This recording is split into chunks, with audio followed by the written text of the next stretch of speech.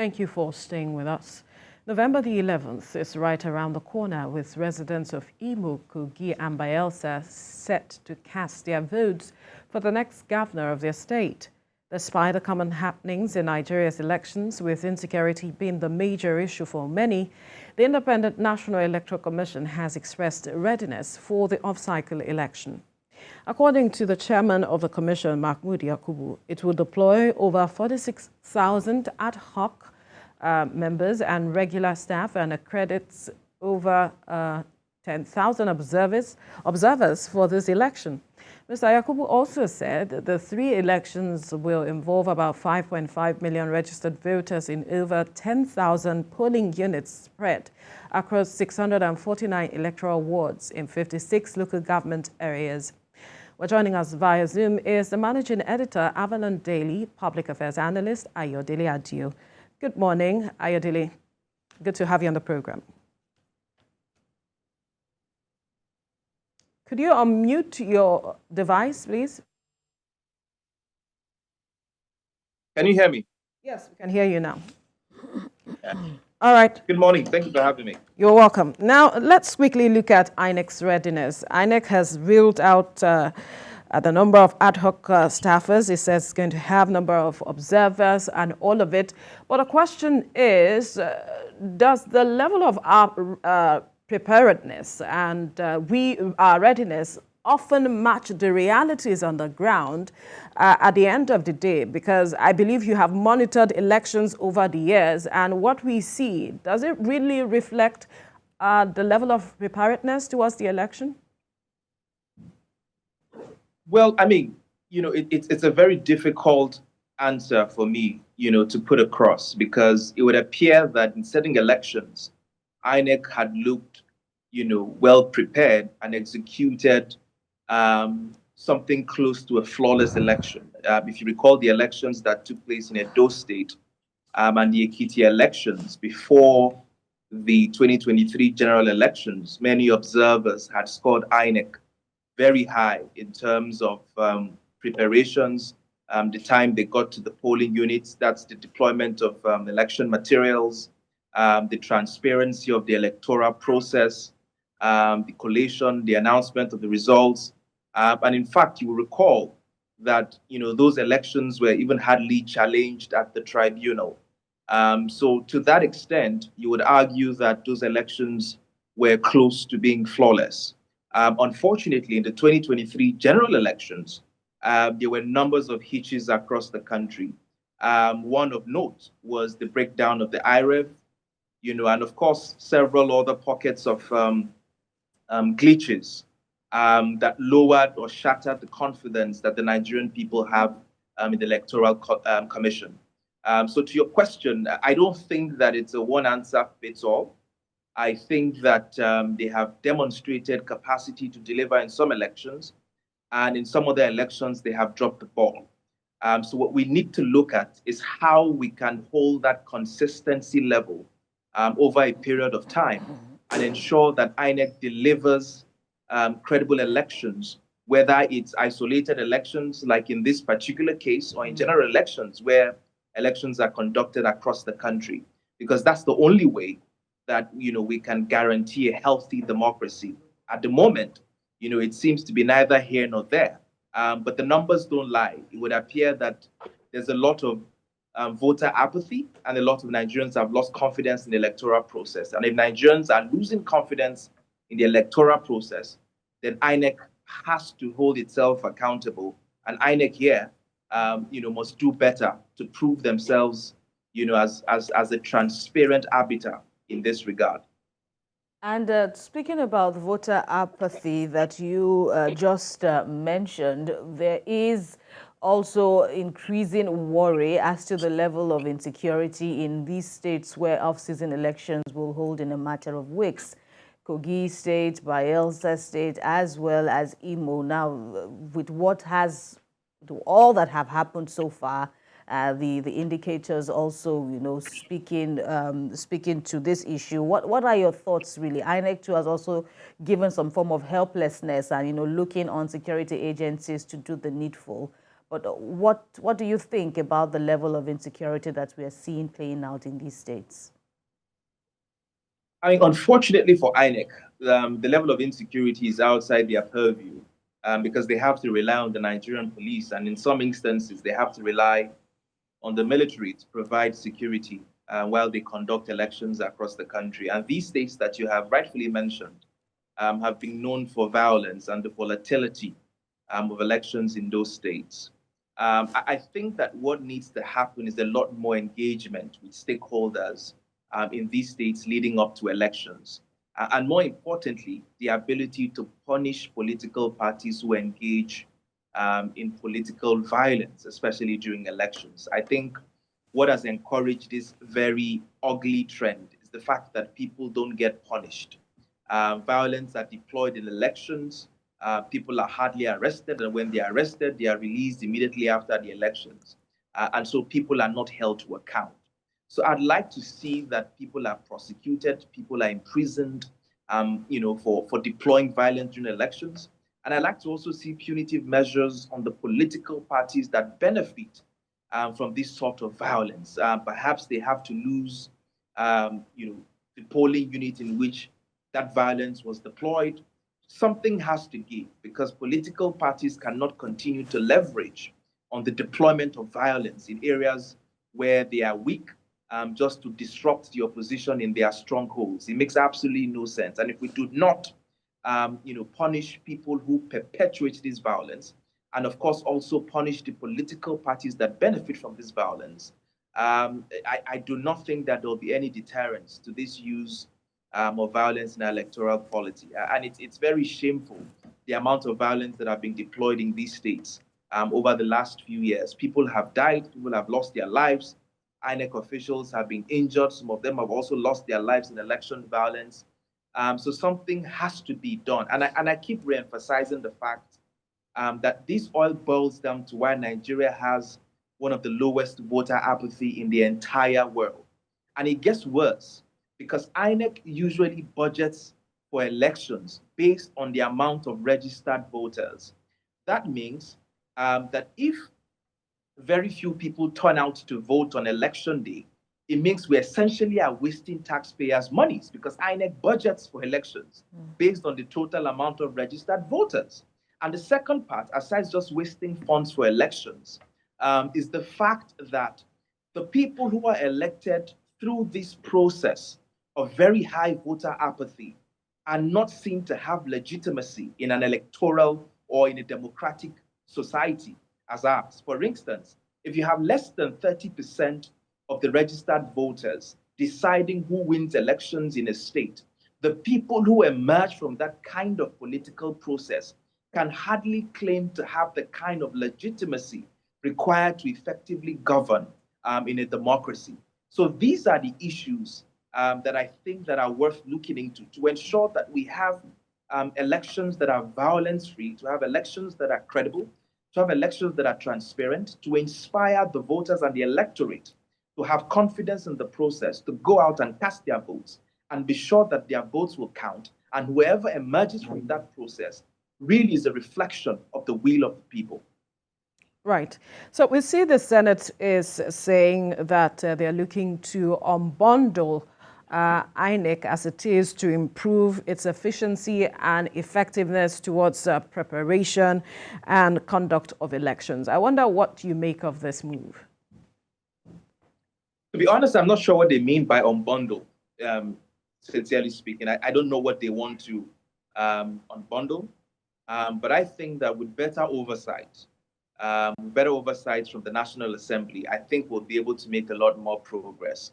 And of course, I think that fundamentally and most importantly, the process in which INEC chairmen are nominated and the process in which the INEC commissioners are also appointed is quite faulty because you cannot have, partisan political party members appointing commissioners of an independent commissioner and expect a free and transparent electoral process.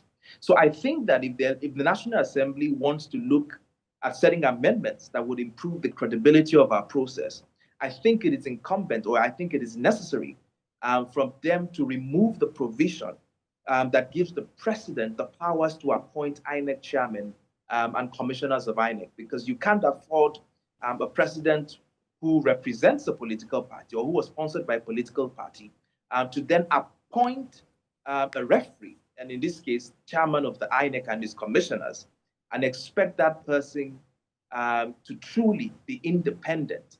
And I think that is worth looking into. If they can, amend that constitution to remove the powers of the president to solely appoint INEC, and perhaps, that should be ceded to the National Assembly, which is more representative of not just the people, but across political parties.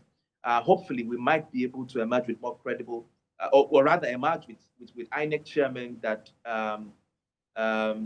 influence or engender the confidence of more Nigerians.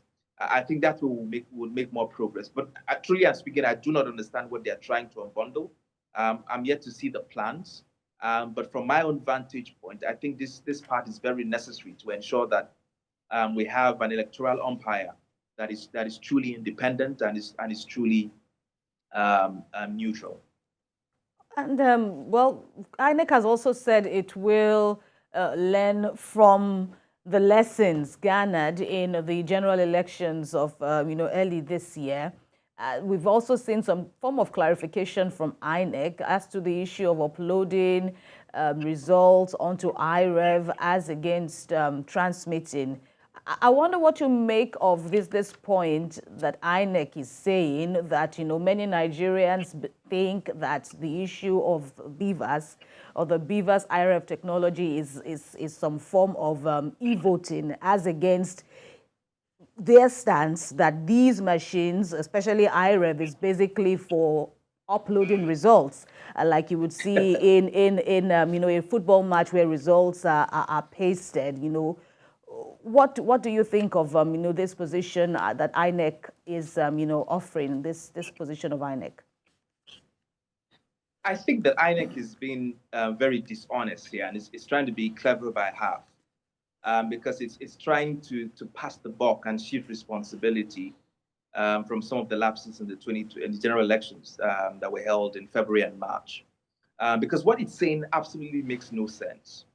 Section 64 of the Electoral Act 2022 clearly states, that the collation officer, right, is going to collate and announce results after, and I think you should read that portion clearly, after it has ascertained that the results that are collated are in relation or are in consonance with the results that are being transmitted from the polling units, right? Or results that are being uploaded real time from the polling units. So, for instance, what INEC is trying to tell us, is that if results are uploaded real time in polling units, right, those results can actually be altered at the collation center, which makes no sense. So, what was the point of IReV in the first place? The point of IReV was so that we could ensure that the results that were collated at the collation center, where electorates like you and I have no access to, are a reflection of what had happened at the polling unit, where these results are uploaded real time after agents of all political parties have signed and accredited those results, right? So if you're saying to me that the results that were signed by all political parties in a polling unit and were uploaded by an INEC official, and a photograph of that results were uploaded and transmitted to the collation center, what you're telling me is that those results really are not a part of the transmission process of the elections, and anything that goes into the collation center did not emanate from the IReV. It makes no sense, and I'm trying to understand the reasoning here. And the example that you made about football, if you follow football games and you use an interesting app, called the Live Score, where people follow results of football games, the results are uploaded real time on that particular app, and it's a reflection of what is exactly happening on the pitch of play. So that example also further indicts INEC, that I've been trying to use that as an example. Because first and foremost, IReV was supposed to ensure a transparent process, wherein a lot of results before now used to be manipulated at the collation center because citizens had no access to that collation center. And INEC itself had argued consistently that this was going to be the game changer, that it was going to empower the electorate to have the power to know their results real time. Where did that change now? Suddenly, INEC are telling us that that is not part of the transmission process, and when clearly the Electoral Act makes it clear in Section 64. So I think they should stop speaking from both sides of their mouth. In any case, the Nigerian taxpayers have spent billions because of that particular technology. And if it wasn't necessary, and if it wasn't important in the electoral process, the National Assembly should not have approved the billions that were so appropriated for INEC. So INEC needs to roll up its sleeves and pull up its socks.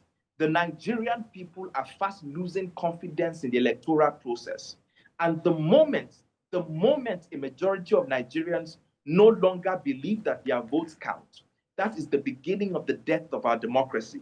And we cannot allow that happen. And that's why we must continue to hold INEC to account. So they should stop this very silly narrative and do their jobs and ensure that the IReV works and empower citizens with information to know that their votes actually count, so that at the end of elections, people can compare notes with what was uploaded in their polling unit to what was reflected after the results were collated at the collation center. And it's as simple as ABC. Right. I believe that political parties also have a role to play in these elections. And we saw in Imo State that a peace accord was signed by some of these political parties ahead of the elections. I wanted to speak to the role of political parties in these elections, how we can also hold them to account in these processes.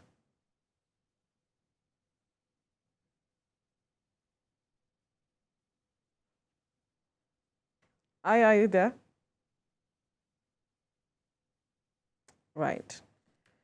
Here we have some network challenges there with I would have loved to hear his take on the role of political parties at ensuring peaceful elections, because they have representatives also coming to to ensure that their votes count at the end of the day. They have representatives, they have people who they put forward. And so perhaps we need to start speaking to them at this point to ensure that processes are as peaceful as, and then they follow the processes put in place by INEC as it is. It's stakeholders. It's not all about INEC. It's all the stakeholders involved right now that would ensure that we have a successful election at the end of the day. The issue of the Peace Pact is something that our political parties, as in people, the major players during the election especially, really need to be very serious about, because this is not going to be the first time. I know in a matter of days now, there will be some form of peace pact. There will be some form of engagements among political parties to get them to commit to ensuring the sanctity of the electoral process. But even with this, paperwork, even with these meetings, what the realities on the ground, it still comes back to the issue of, what we see on the ground. Who are these people who execute, perpetrate mayhem across, in Kogi State, for example, now, in the build-up to the general election earlier in the year, there was a couple, there was a woman leader who was burnt alive. There was also a couple who was killed. So who are these people? And Ayodele Adeyo, made a point about, getting these people to account. If INEC cannot do it, understandably, INEC is not an investigative security outfit. Its work is cut out for it. The parties have to get involved. So the parties have to get involved. The security outfits also need to do the needful in investigating and bringing bringing out these people. These people cannot be, they cannot be hidden forever. They need to be identified. They need to be prosecuted. They need to be called out and you know, duly punished. And the roles of the political parties are also, you know, very, very important. Perhaps if we can get the political parties, you know, get some form of more stronger commitment from their part, and if the political parties are found to have a hand in it, either you know, distant or otherwise, they should be punished. Perhaps maybe when we get to that point, we will, you know, get somewhere, because this is real. People cannot come out and vote if it is very, very unsafe for them to do so. Absolutely. What would be the point of people signing, you know, putting their their pen, you know, to paper, so to speak, and saying that they will ensure that all goes well, everybody everywhere is safe. And then we'll see, and that's people not what unleashing mayhem right, at the end of the day. Perhaps people also need to begin to speak up, because sometimes we see that political parties will distance themselves from these people, saying they are not members of our party, but then people who are present need to speak up at the end of the day. It's all about democracy as it is, because Ayodele Adio mentioned it, that how much of a threat this could be to our democracy if we are not having processes that are transparent, safe as much as possible. All right. Okay, here he is back. Ayo, let's quickly get your final take on this matter, especially the role of political parties at ensuring a peaceful process, I meant.